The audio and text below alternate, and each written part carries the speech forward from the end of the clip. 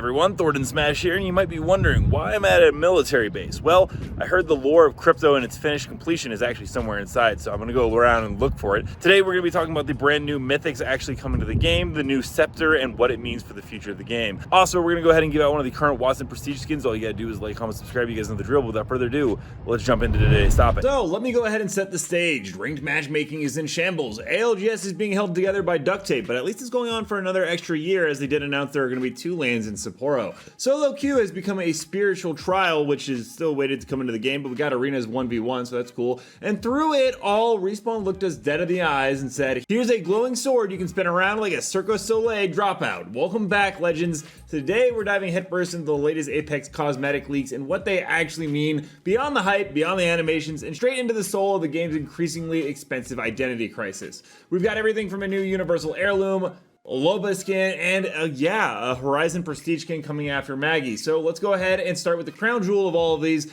This is the Sky Piercer. This is going to be Apex's next universal heirloom, which is to say it doesn't belong to any one legend. Anyone can use it, even Mirage. It's got, you know, the sleek lines, it glows. It really reminds me of like Loki's staff. I don't know if that's just me, but anyways, the activation animations are clean, satisfying, and drenched in just enough I'm cooler than you energy to justify 150 heirloom shards. Just kidding. No cosmetic in a video game can justify $160.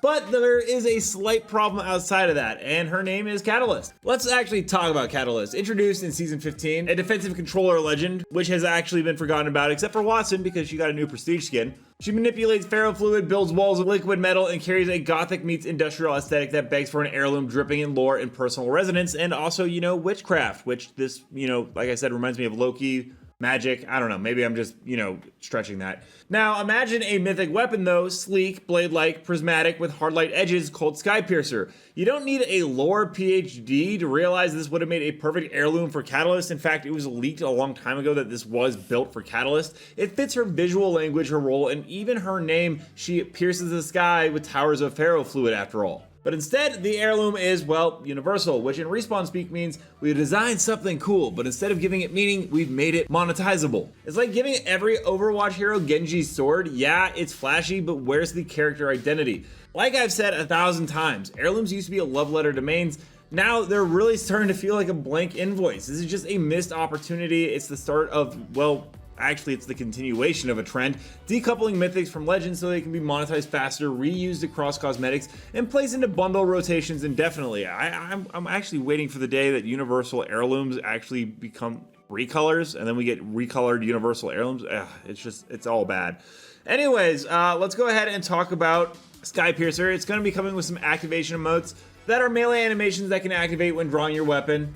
There's the spin and slam animation. Overall, it's mainly for flexing, no combat, not mechanics. And let's not kid ourselves, they are awesome. They're beautifully animated and honestly some of the cleanest aesthetic work Respawn continues to do. But they're also a next step in what I like to call cosmetic peacocking. And they tie into a larger monetization model we've seen elsewhere. Think Valorant weapon inspects, Call of Duty blueprints, or even Fortnite's emote economy.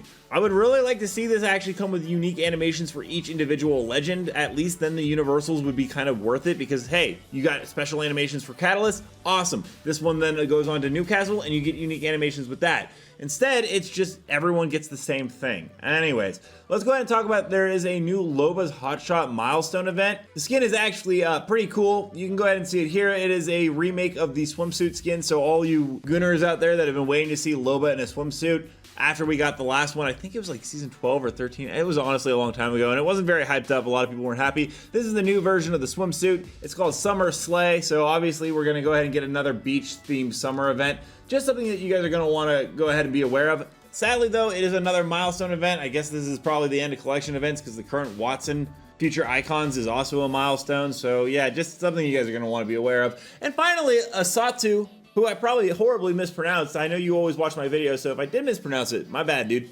Anyways, he let us know that Horizon is going to be going ahead and getting a Prestige skin, and it will be actually coming after Mad Maggie. The reason why it's coming after Mad Maggie is we know that there is a Salvo map coming to Apex Legends in the very near future. After that map drops, Mad Maggie is obviously going to go ahead and get her Prestige skin, as she is from Salvo. It ties into that. And then Horizon is there, and that might finally mean we get some more lore about Horizon and the whole altar thing and her son. The voice actress actually went ahead and put out a tweet the other day saying that she, you know, after the strikes happened, she loved doing Horizon, and maybe now that the strikes are over, Respawn is actually able to start doing more Apex Legends storyline content. All that being said, Horizon is going to be the next up for getting that Mythic skin, and it will be going in sometime after that. This is going to be a pretty short, concise video. We're actually just going ahead over the next upcoming Heirloom, some of the problems that Respawn is doing with the Universal ones. All that being said, we're going to go ahead and jump into community clips now. Don't forget to submit your own to me at @ThordySmash on Twitter. But without further ado, let's roll it.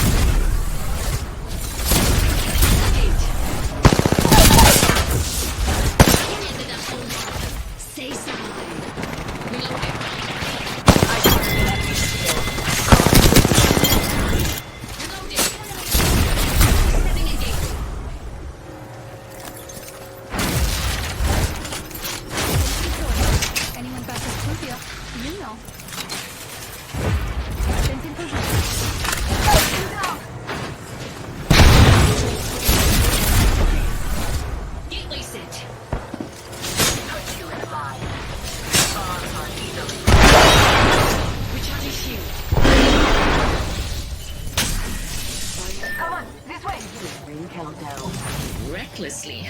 I like that. Grenade incoming. Sending an arc. Damage. Taking damage. Sending an arc star. Recharging skills. Bound by my hand. Reloading.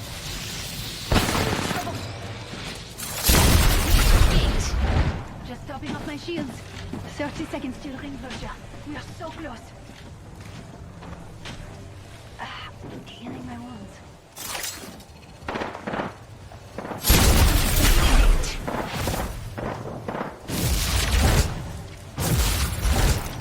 We have 10 seconds. Move with purpose.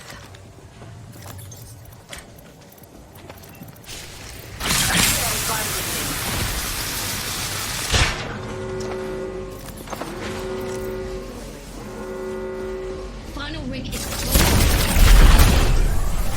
Charging shield.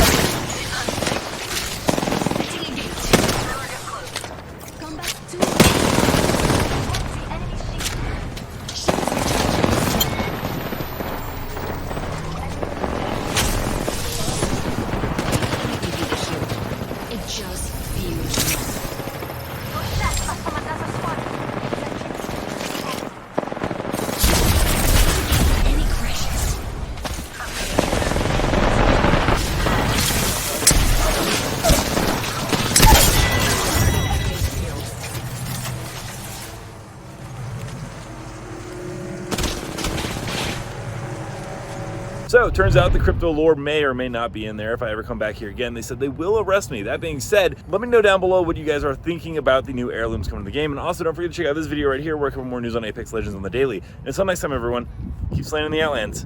I'll see you out there.